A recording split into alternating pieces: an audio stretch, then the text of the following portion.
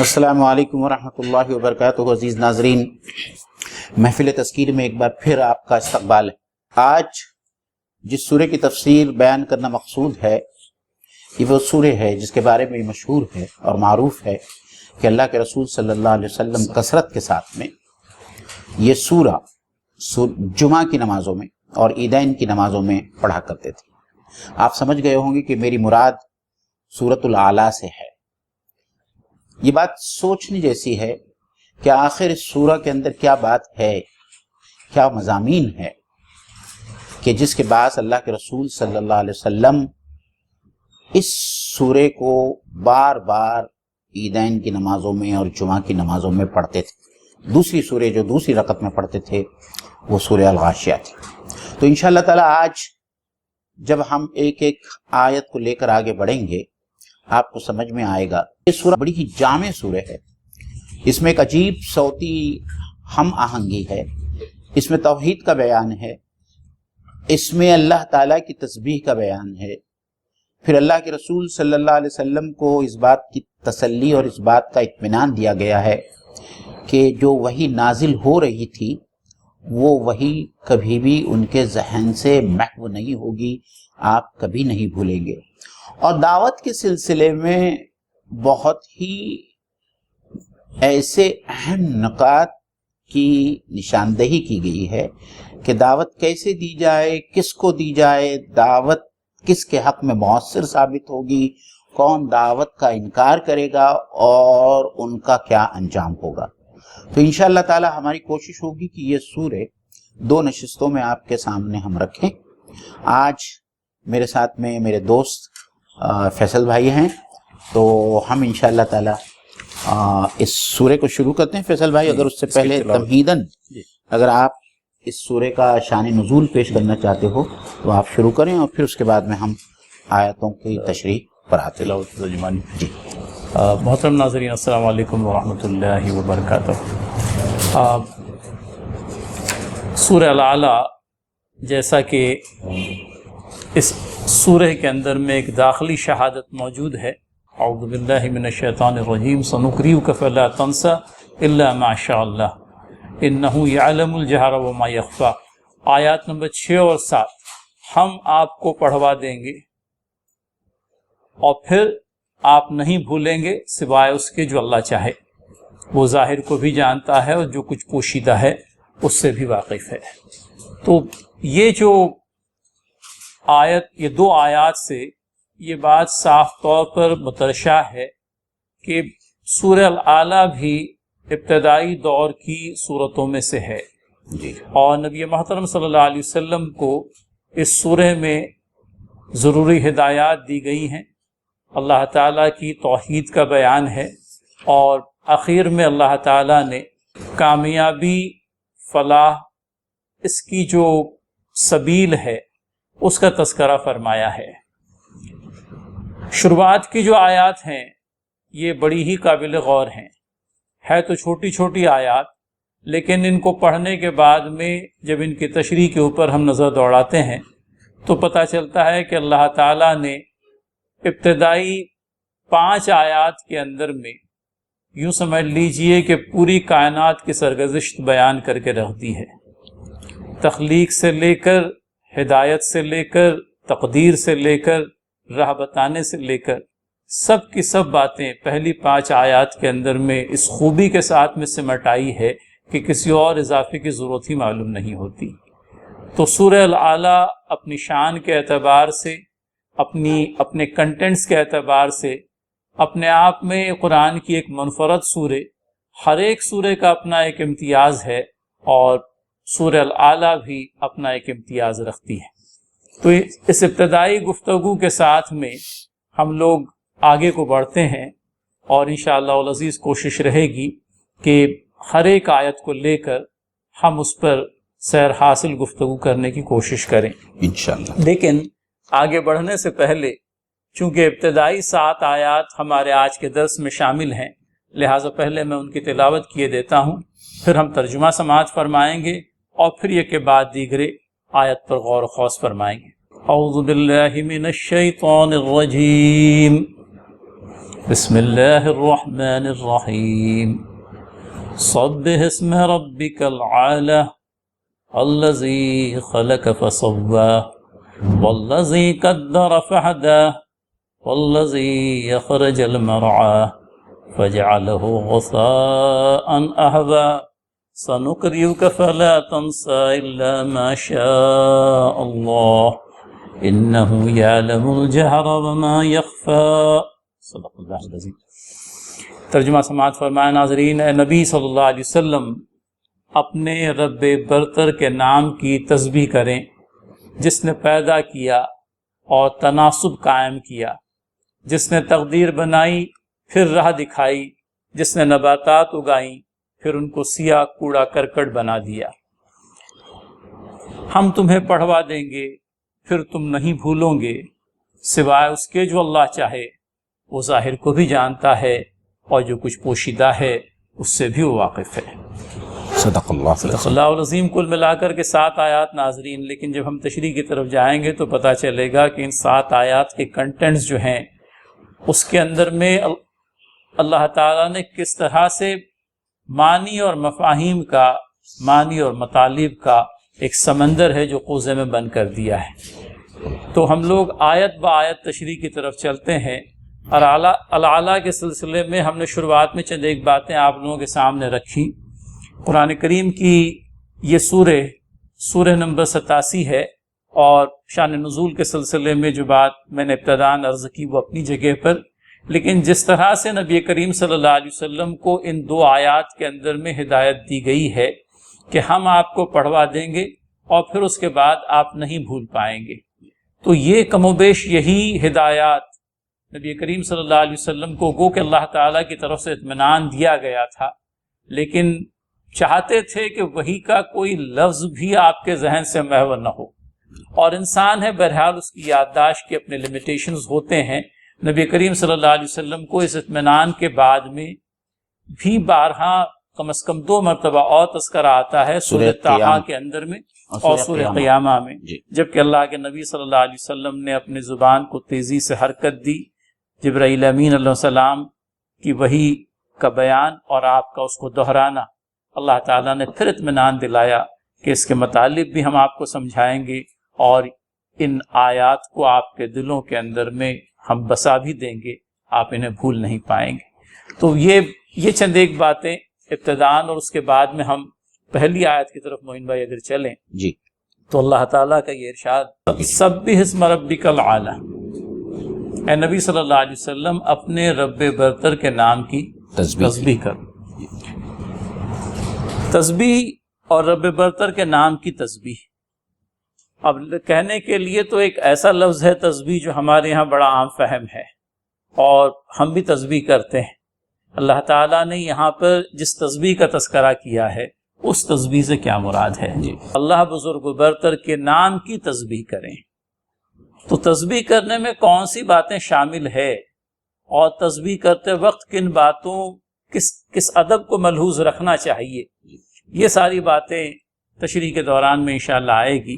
ابتداءً میں شروعات میں یہ بات کہتا چلوں کہ اپنے رب برتر کے نام کی تسبیح کریں۔ اللہ تعالیٰ کو یاد کرنے کے لیے اللہ تعالیٰ نے اپنی کتاب مقدسہ کے اندر میں اسماء حسنیٰ کا تذکرہ فرمایا ہے، تو اللہ تعالیٰ کو یاد کرنا ان مخصوص ناموں کے ساتھ میں جن کی نشاندہی کتاب اللہ میں کی گئی ہے، یہ اپنے آپ میں اللہ رب العزت کی بہترین تسبیح ہے کہ اللہ تعالیٰ کو انہی ناموں سے یاد کیا جائے جو اس کے لیے مخصوص ہے۔ ایک تو یہ نقطہ آتا ہے معین بھائی، پھر اس کے بعد میں یہ بھی بات آتی ہے کہ تسبیح کن مقامات پر کی جائے۔ ہمارے یہاں پر تھوڑا سا اس ضمن میں یوں کہہ لیجئے کہ بے احتیاطی کبھی کبھی سرزد ہو جاتی ہے۔ کچھ ایک مقامات ایسے ہیں یا کچھ ایک کام ایسے ہیں جن کو کرتے وقت اللہ تعالیٰ کا نام نہ لیا جائے تو بہتر۔ اب مثال کے طور پر آپ بیت الخلاء میں ہیں اور وہاں پر بے اختیاری وہاں پر چھینک آ گئی، اب چھینک کے بعد میں عام حالتوں کے اندر میں آپ الحمدللہ کہتے ہیں، لیکن چونکہ آپ بیت الخلاء کے اندر میں ہیں، الحمدللہ اللہ تعالیٰ کی حمد ہے، لہٰذا وہاں پر آپ اجتناب برتیں گے اللہ تعالیٰ کا نام لینے سے۔ اب اسی طرح سے خدا نخواستہ کوئی غلط کام ہم سے سرزد ہو رہا ہے یا ہونے والا ہے، ہم شروعات میں مختلف کاموں کا آغاز کرتے وقت بسم اللہ کہتے ہیں، لیکن ایک ایسا کام جس کے سلسلے میں اللہ تعالیٰ کی طرف سے کوئی حکم امتناعی ہے کہ وہ کام نہ کیا جائے، تو اس کو کرنے سے پہلے بسم اللہ کہنا کیا معنی؟ تو یہ تو اللہ تعالیٰ کی تسبیح نہیں ہوئی کہ آپ اللہ تعالیٰ کا نام لے کر ایک ایسا کام کریں جس کو کرنے سے اللہ تعالیٰ نے منع فرمایا۔ دراصل میں بسم اللہ ہر کام کے شروع کرنے سے پہلے جو حکم دیا گیا اس کا مقصد ہی یہی ہے کہ آدمی کسی غلط کام کے کرنے سے رک جائے جب اللہ تعالیٰ کی طرف اس کی توجہ مبذول ہوگی۔ یہ بات اپنے آپ میں، کیونکہ بسم اللہ کہنے کے ساتھ میں ہمیں یہ خیال ہو، بلکہ بسم اللہ اپنے آپ میں اس بات کی یاد دہانی ہو کہ اگر خدا نہ خواستہ ہم کوئی غلط کام کرنے جا رہے ہیں ہم رک جائیں، اس غلط کام کرنے سے ہم رک جائیں۔ تو مقام بھی مٹیریل ہے اپنی جگہ پر، اسی طرح سے کون سے کام کرنے سے پہلے بسم اللہ کہا جائے، اللہ تعالیٰ کا تذکرہ خیر، اور پھر اس کے بعد میں جو نام مخلوقات کے لیے ہیں، اللہ تعالیٰ کی مخلوق کے لیے جو نام استعمال ہوتے ہیں ان ناموں کو اللہ تعالیٰ کے لیے استعمال نہ کریں، اور اسی طرح سے جو نام اللہ تعالیٰ کے لیے خاص ہیں چند ایک صفاتی ناموں کو چھوڑ کر ان ناموں کو مخلوق کے لیے استعمال نہ کریں۔ اب یہ ٹھیک ہے کہ سمیع، بصیر، رحیم، کریم اس طرح کے الفاظ بندوں کے نام کے ساتھ میں عبدل جوڑ کر کے رکھے جاتے ہیں، مطلب یہ کہ اللہ تعالیٰ کے نام کے ساتھ میں عبدل جوڑ دیا جاتا ہے، عبد الرحیم، عبد الکریم، عبد الرزاق، عبد الرحمن، اس طرح سے نام استعمال ہوتے ہیں، لیکن عام طور پر بول چال کے اندر میں عبدل یہ جو حصہ ہے اس کو ڈراپ کر دیا جاتا ہے، کریم، رحیم، رحمان، اس طرح سے ہی بات بنتی ہے۔ یہ اللہ تعالیٰ کے صفاتی نام ہے، اور عبدل کا اضافہ کر کے وہ بندوں کے نام بھی ہوتے ہیں، لیکن رحیم یا کریم جس طرح سے ہم اللہ تعالیٰ کو پکارتے ہیں، بندوں کو اس اعتبار سے نہ پکارا جائے۔ یا کریم اللہ تعالیٰ کے لیے ہے، یا رحیم اللہ تعالیٰ کے لیے ہے، یا رحمان اللہ تعالیٰ کے لیے ہے۔ اگر کسی بندے کا نام عبد الرحمن ہے، عبد الرحیم ہے، عبد الکریم ہے، تو اسے ہم یا کریم کہہ کے مخاطب نہ کریں، کیونکہ وہ مخصوص اللہ تعالیٰ کو پکارنے کا طریقہ ہے۔ لہٰذا یہ بھی تسبیح کے ضمن میں یاد رہے کہ اللہ تعالیٰ کے صفاتی نام جو بندوں کے لیے بھی مستعمل ہیں، ان کو بندوں کے لیے استعمال کرتے وقت اس بات کا لحاظ رہے کہ جس طرح سے ان ناموں سے ہم اللہ تعالیٰ کو پکارتے ہیں، بندوں کو اس طریقے سے نہ پکاریں۔ بالکل۔ تو یہ تسبیح کہنے کے لیے ہے تو ایک مختصر سا فقرہ، اپنے آپ میں ایک چھوٹی سی آیت، سبح اسم ربک الاعلی، لیکن اس کے اندر میں یہ ساری باتیں معین بھائی۔ جی فیصل بھائی، تفسیر میں یہ بھی آتا ہے کہ اس آیت کے نازل ہونے کے بعد میں اللہ کے رسول صلی اللہ علیہ وسلم نے اپنے صحابہ سے کہا کہ اس تسبیح کو اپنے سجدے میں سجا لو، تو اس کے بعد سے جو ہے سبحان ربی الاعلیٰ جو ہے یہ سجدے کی تسبیح بن گئی۔ اور مفسرین یہ بھی کہتے ہیں کہ نماز کے علاوہ اگر جب یہ آیت تلاوت کی جائے تو جواباً ہم کو سبحان ربی الاعلیٰ کہنا چاہیے۔ تو یہ مفسرین نے لکھا ہے۔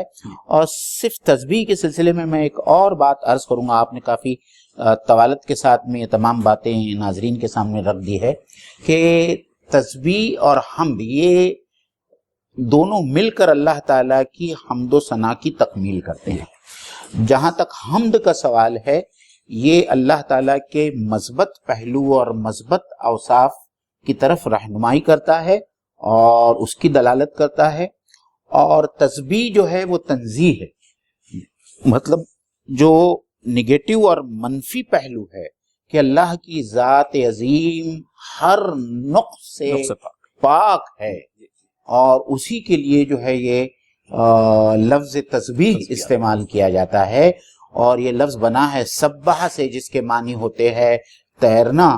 چونکہ تیرتے وقت ایک تیراک اپنے آپ کو ایک سطح پر قائم بنائے رکھتا ہے، تو اسی سے یہ بات نکلی ہے کہ ہم کو اللہ کی شان کے لحاظ سے اللہ کی ہستی کو بنائے رکھنا ہے، اس سے نیچے نہ آنے پائے یا کوئی دوسرا اس سے اوپر نہ جانے پائے کہ اللہ کی ہمسری ہو جائے یا اللہ اس سے نیچے ہو جائے۔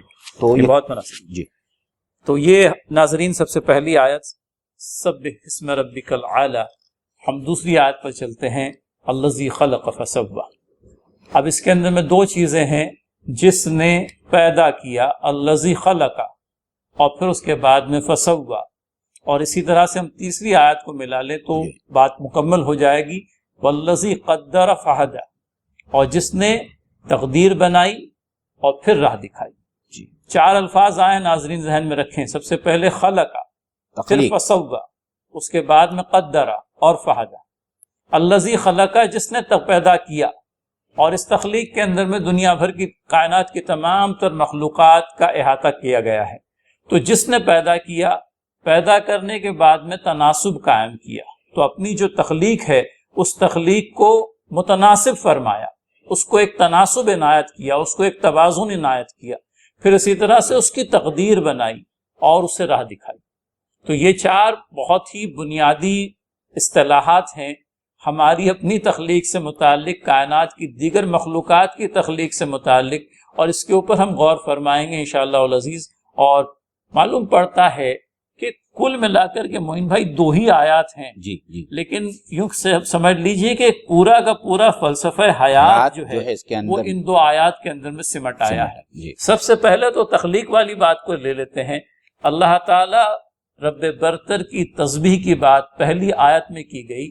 اب اللہ تعالیٰ کی ذات نے اس دنیا کے اندر میں جو مخلوق تخلیق کی ہے اس کے بارے میں اللہ رب العزت کے نام کی تسبیح کریں، الذی، جس نے پیدا کیا۔ اب یہ پیدا کرنے کے اندر میں معین بھائی نہ صرف انسان ہے بلکہ دنیا کی تمام تر مخلوقات، چاند سورج سے لے کے وہ مخلوق جو ہم جانتے ہیں اور وہ مخلوق جو ہم اس وقت بھی جس سے ناواقف، وہ تمام۔ آج سے پہلے ہم وائرس سے واقف نہیں تھے، کچھ سال پہلے ہی جو ہے ہم کو پتا چلا کہ وائرس نام کا کوئی جرثومہ بھی ہوتا ہے۔ تو آج بھی اس وقت عین ممکن ہے کہ ایسے بہت ساری مخلوق ہوں گی جس کا ہمیں علم نہیں۔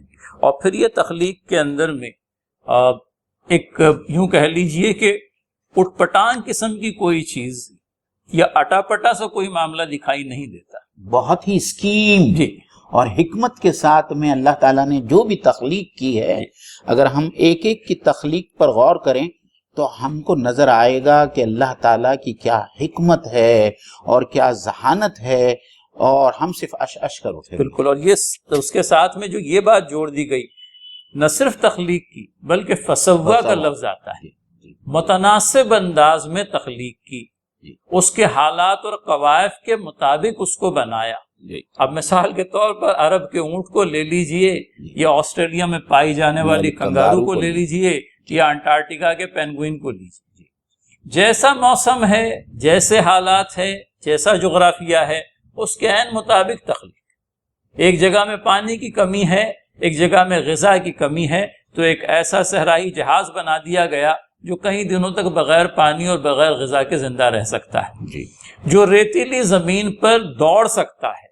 ہمارے پیر ریتیلی زمین کے اندر میں دھنس جائیں گے، لیکن اونٹ جو ہے اس ریتیلی زمین پر اپنے وزنی جسم کے باوجود بھی بآسانی چل پاتا ہے۔ تو یہ مطلب نہ صرف تخلیق کے اندر میں ایک طرح کا تناسب، اس کو متناسب بنایا ہے، جغرافیائی حالات کے اعتبار سے، اس کے حالات اور قوائف کے اعتبار سے اس کو بالکل اپنے موسم سے، اپنے اطراف سے ہم آہنگ کر کے بنائے۔ اور اپنے اعضاء، متناسب الاعضاء، اگر انسان اپنی جسم کو دیکھ لے تو اس کے ہاتھ کے ساتھ میں اس کی انگلیاں کہاں ہیں۔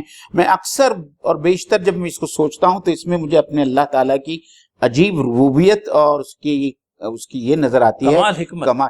یہ تھم جو ہے، اگر یہ تھم انگوٹھا یہاں نہ ہوتے ہوئے یہاں ہوتا تو میری انگلیاں بیکار ہو جاتی، میں کسی چیز کو اس طریقے سے گرپ کر ہی نہیں پاتا، میں پین بھی نہیں پکڑ پاتا۔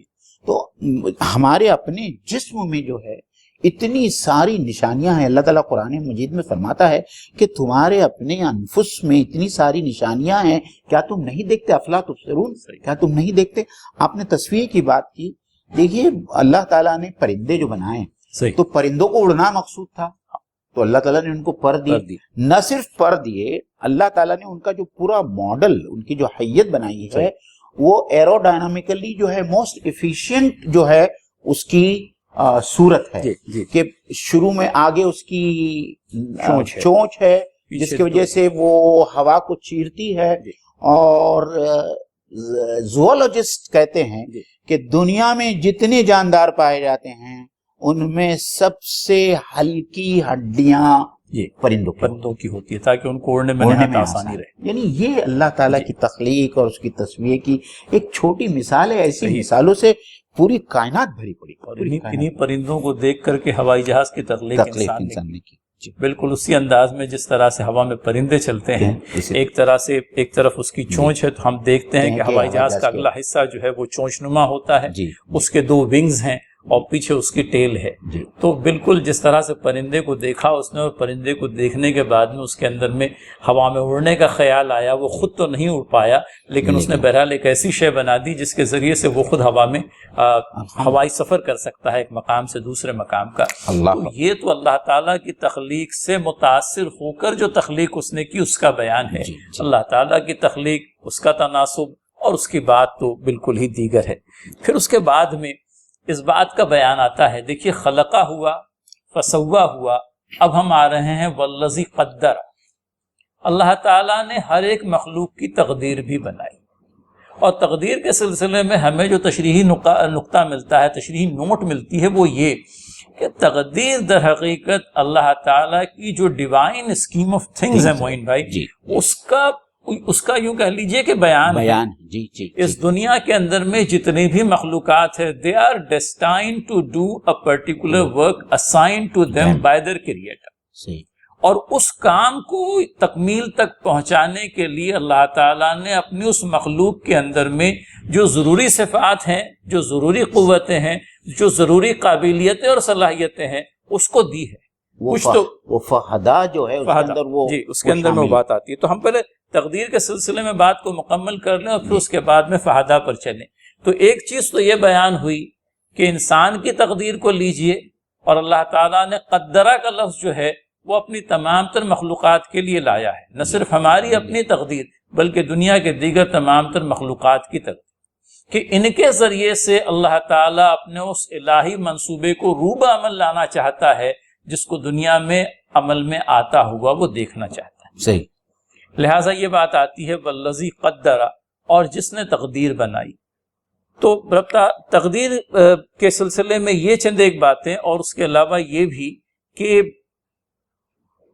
ڈیوائن پلان کو ایگزیکیوٹ کرنے کے لیے جو قابلیتیں، جو قوتیں، جو لیاقتیں دنیا کی مخلوقات کے اندر میں ہونی چاہیے تھی، ان مخلوقات کے اندر میں ان سب چیزوں کو اللہ تعالیٰ نے ودیت کر دی۔ کچھ تو ایسی ہے جو ودیت کی ہوئی ہیں، اور کچھ ایسی ہے جو اس کی جسمانی قوت، اس کی جسمانی ساخت کے مطابق وہ کرتا ہے۔ اب مثال کے طور پر ہم لوگ اس کو لے لیں کہ فہدہ، لفظی معنی کے اندر میں تو یہ بات آتی ہے کہ راہ دکھلائی، لیکن عربی کا لفظ ہدایت جو ہے وہ محض راہ دکھانے پر ہی تک ہی محدود نہیں رہ جاتا، بلکہ یوں کہہ لیجئے کہ اللہ تعالیٰ کی طرف سے جو ہدایت اس کو ملی ہے، اللہ تعالیٰ کی طرف سے جو انسٹرکشنز اس کو ملے ہیں، وہ سب اس ہدایت کے اندر میں آ جاتے ہیں۔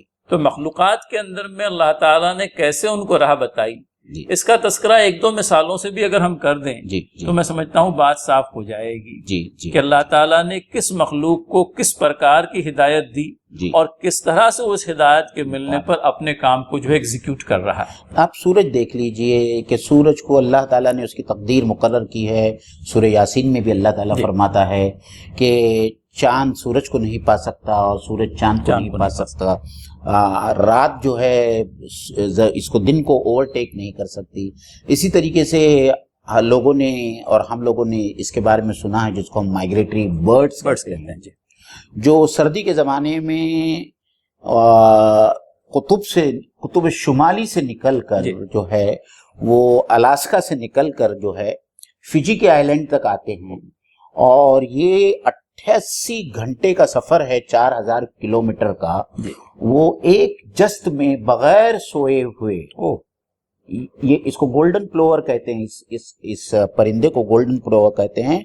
اور زوالوجسٹ حیران ہے کہ یہ پرندے بغیر، کیونکہ بیچ میں جو ہے سمندر ہے بحر الکاہل، تو اگر وہ گر گئے تو ظاہر بات ہے کہ ڈوبنا ہے، تو اللہ تعالیٰ نے कौन बताता है? उनके पास में कोई कैंपस नहीं है, कोई कैंपस नहीं है, कोई ATC नहीं है, कुछ नहीं है, और नहीं कोई रडार है उनके न पास। कोई रडार है, लेकिन वो बराबर अलास्का से निकलकर फिजी के आइलैंड में आते हैं, 88 घंटे मुसलसिल सफर करते हैं, 4000 किलोमीटर का फासला तय करते हैं, और जब मौसम बदल जाता है तो उसी रूट से वो वापस अपने घरों को लौटते हैं। तो ये जो है राह दिखाई, कद्दरा और फहा।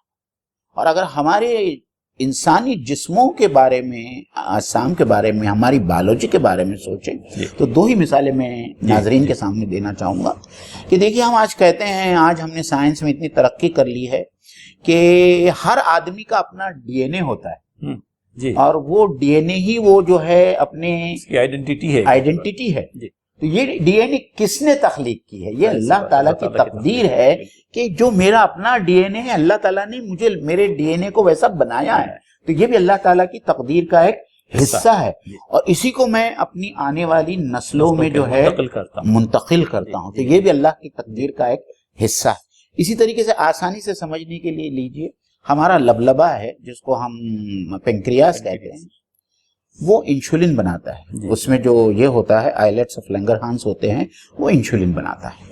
अब अगर वो इंसुलिन बहुत ज्यादा बनाए तो इंसान का ब्लड शुगर तो इतना गिर जाएगा कि इंसान कोमा में चला जाएगा। तो अल्लाह ताला ने उसको इस काम के लिए इस तरीके से बनाया है कि वो उतनी ही क्वांटिटी का इंसुलिन बनाता है जितना इंसान के लिए जितने इंसान के ब्लड शुगर को कंट्रोल करने के लिए जरूरी है, और फिर उसे नालियों के जरिए, खून के जरिए जहां जहां पहुंचाना होता है, अल्लाह ताला ने उसका इंतजाम किया। तो ये हदा है। जबरदस्त जी। और डायबिटीज क्यों होता है? डायबिटीज इसलिए होता है कि जब किसी बीमारी की वजह से ये इंसुलिन बनाने की कैपेसिटी इस लबलबे की या इस पेंक्रियास की कम हो जाती है, इंसुलिन कम हो जाता है, तो इंसान डायबिटीज का शिकार होता है। तो मेरे ख्याल से कद्दरा और फाहदा की ये बहुत अच्छी मिसाल है जिसके जरिए हमको मखलूक के अंदर में जो मुख्तलिफ आज़ा पाए जाते हैं, उनकी भी राह, उनके भी करने के काम अल्लाह ताला ने उनको असाइन कर दिए।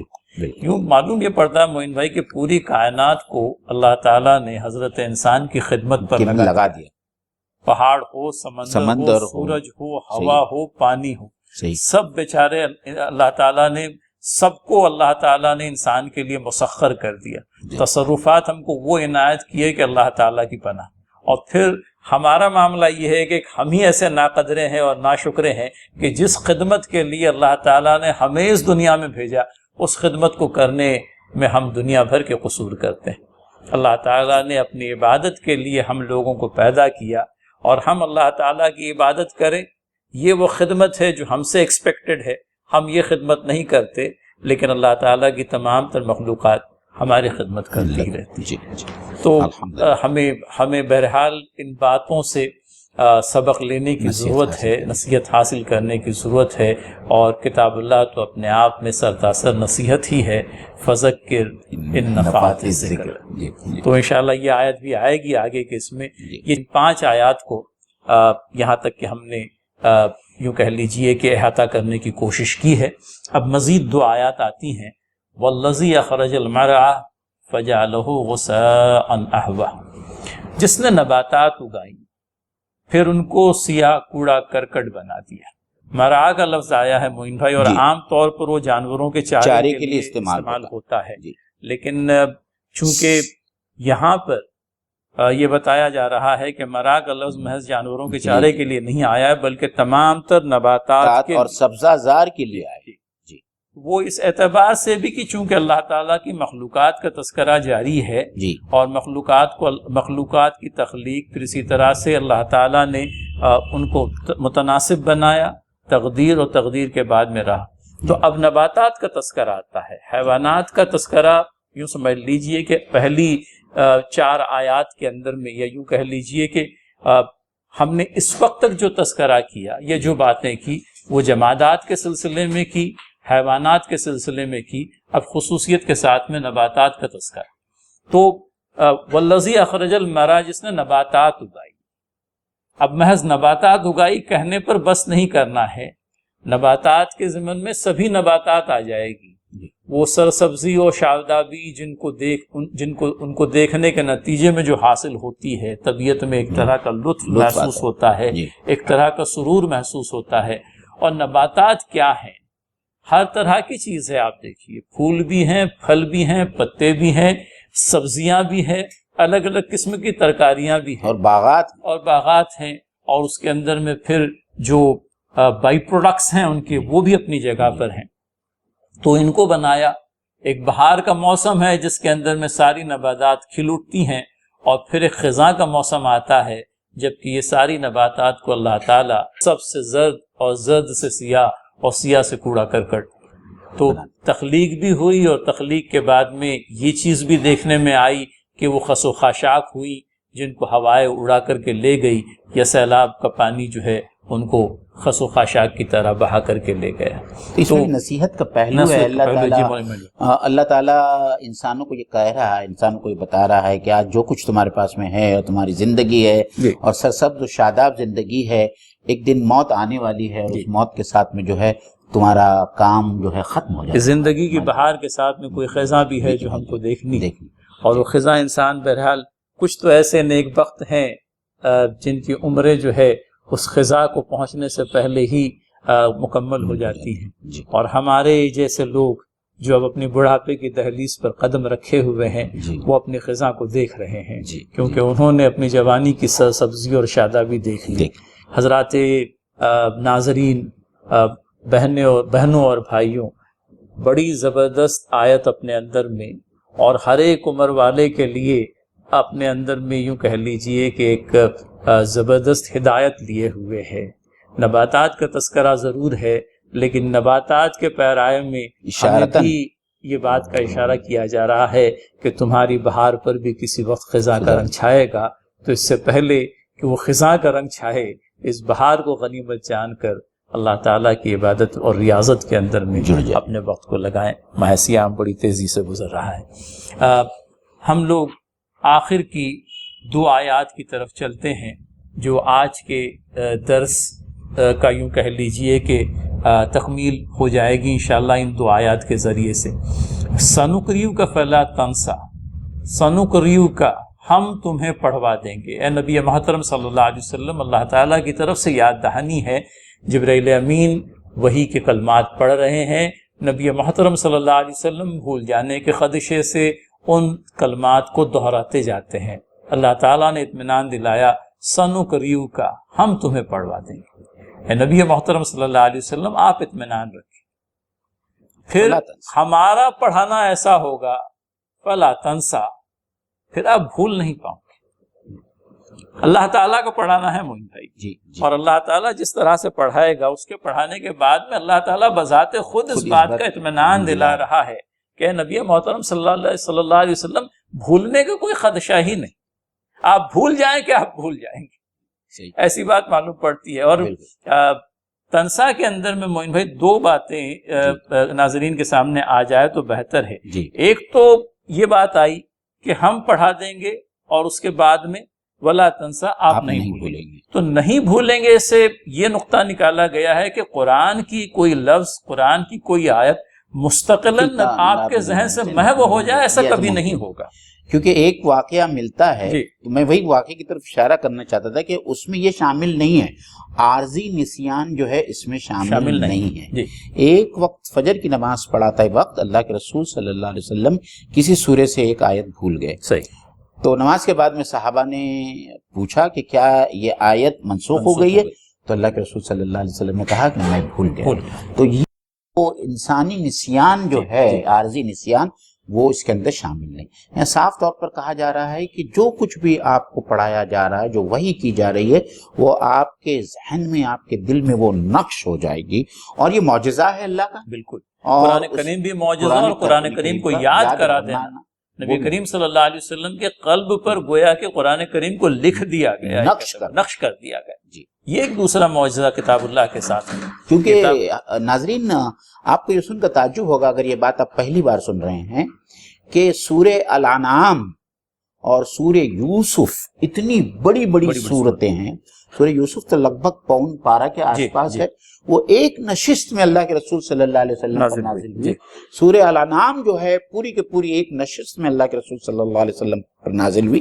اور آپ کو یاد ہو گئی, آپ نے کاتبین کو بلایا اور وہ پوری سورہ آپ نے لکھوا دی. تو یہ تو سراسر اللہ تعالیٰ کی طرف سے ایک ڈیوائن جو ہے وہ ارینجمنٹ ہے, اور اس میں کسی قسم کا شک اور شبہ نہیں ہو سکتا. بالکل. اور آخری آیت پر ہم لوگ آ رہے ہیں, آیت نمبر 7 ہے, جس کے اندر میں ارشاد باری تعالیٰ ہے الا ما شاء اللہ انہ یعلم الجہر وما یخفی. تو اسی پہلی آیت سے میں لاتے ہوئے ہم تمہیں پڑھوا دیں گے, پھر تم نہیں بھولو گے سوائے اس کے جو اللہ چاہے. تو اللہ تعالیٰ اگر یہ چاہے گا کہ کوئی آیت نبی کریم صلی اللہ علیہ وسلم کو بھلا دے تو بات اور ہے, لیکن اللہ تعالیٰ کا یہ بیان کہ ہم تمہیں پڑھوا دیں گے اور پھر تم نہیں بھولو گے, یہ اپنے آپ میں اس بات کی ضمانت ہے کہ نبی کریم صلی اللہ علیہ وسلم پر جو وحی نازل کی گئی ہے وہ ساری کی ساری آپ کے دل کے اوپر نقش رہی اور آپ اس کا کوئی حصہ نہیں بھولے. الا ما شاء اللہ, سوائے اس کے جو اللہ چاہے. اور اللہ نہیں چاہتا کہ آپ بھولیں. جی, یہ عربی کا ایک اسلوب ہے جس کی طرف ڈاکٹر فاروق خان صاحب نے اشارہ کیا ہے. اچھا, کہ یہ عربی کا اسلوب ہے جس کی معنی یہ ہے کہ اللہ چاہتا ہی نہیں کہ آپ بھولیں. صحیح. جی. اور آخر میں آتا ہے انہ یعلم الجہر وما یخفی. اللہ تعالیٰ ظاہر سے بھی واقف ہے اور جو کچھ پوشیدہ ہے اس کو بھی وہ جانتا ہے. اگر مفسرین نے کوشش کی ہے, صاحب تفہیم نے اس بات کی کوشش کی ہے کہ اس آیت کے ٹکڑے کو سنقرئک فلا تنسی الا ما شاء اللہ سے جوڑ دیا جائے, تو ایک تو وہ ظاہری عمل تھا اللہ کے نبی صلی اللہ علیہ وسلم کا کہ آپ وحی مبارکہ جبرائیل امین علیہ السلام کے ساتھ میں دہراتے تھے, اور ایک قلبی کیفیت تھی کہ کہیں میں اسے بھول نہ جاؤں گا. تو اللہ تعالیٰ فرماتا ہے کہ ہم یہ جو آپ کا ظاہری عمل ہے اس سے بھی واقف ہیں, اور آپ کے دل کی جو کیفیت ہے جہاں یہ دھڑکا آپ کو لگا ہوا ہے کہ آپ بھول جائیں گے, اس سے بھی ہم واقف ہیں. لہٰذا ہم نے یہ اہتمام کر رکھا ہے کہ ہمارے پڑھانے کے بعد میں, ہمارے پڑھوانے کے بعد میں آپ نہیں بھولیں. سبحان اللہ. تو یقین رکھیے کہ ظاہری عمل سے بھی ہم واقف ہیں اور آپ کے خدشے سے بھی واقف ہیں, اور آپ کے خدشات کو دور کرنا اور آپ کے دل کو اطمینان بخشنا اور آپ کو اس بات کی ضمانت دینا کہ آیات قرآنی آپ کے دل پر نقش رہے گی اور آپ اس قرآنی آیات کا کوئی حصہ جو ہے آپ کے ذہن سے محو نہیں ہو پائے گا. تو انہ یعلم الجہر وما یخفی, یہ 7ویں آیت ہے ناظرین جس پر آج ہم اس درس قرآن کو تکمیل تک پہنچانے کی کوشش کر رہے ہیں. اس کے بعد میں دوسرا حصہ آئندہ جمعرات کو ہمارے درس میں آئے گا. وہ ان اختتامی کلمات کے لیے ایک مرتبہ پھر. جی عزیزان گرامی, انشاءاللہ تعالی اگلی جمعرات کو 10:30 بجے ہم دوبارہ آپ کے سامنے حاضر ہوں گے. آپ کو پتہ ہے کہ الحمدللہ اس جمعرات کی محفل تذکیر کے علاوہ سحری بائٹ نام کا ایک پروگرام بھی جو ہے نشر کیا جا رہا ہے الحکمہ ٹی وی چینل کی طرف سے, جو صبح سحری کے وقت 5 سے 6 منٹ کی تذکیر پر مشتمل ہوتا ہے. آپ اس کو بھی ضرور دیکھیں. اور انشاءاللہ تعالی آخری عشرے کی تاکرات جو بہت تیزی سے آ رہی ہے, انشاءاللہ ان 5 تاکراتوں میں 11 بجے سے لگ بھگ 2 بجے تک ایک لائیو پروگرام نشر کیا جائے گا. اس کی تفصیلات انشاءاللہ بہت جلد آپ کے سامنے آئیں گی. آپ لوگوں سے صدا ہے, درخواست ہے کہ ہمارے چینل کو زیادہ سے زیادہ پروموٹ کریں, سبسکرائب کریں, اور اللہ تعالیٰ سے دعا ہے کہ جو کچھ بھی ہم پڑھ رہے ہیں ہم ان سب احکام جو ہمارے سامنے آ رہے ہیں, جو نصیحتیں ہمارے سامنے آ رہے ہیں, اللہ تعالیٰ ہم کو توفیق دے کہ ہم پوری طریقے سے اس پر عمل کریں, اور خاص طور پر رمضان کے مہینے میں قرآن کا حق ادا کرنے کی کوشش کریں. وآخر دعوانا الحمدللہ رب العالمین. السلام علیکم ورحمۃ اللہ وبرکاتہ.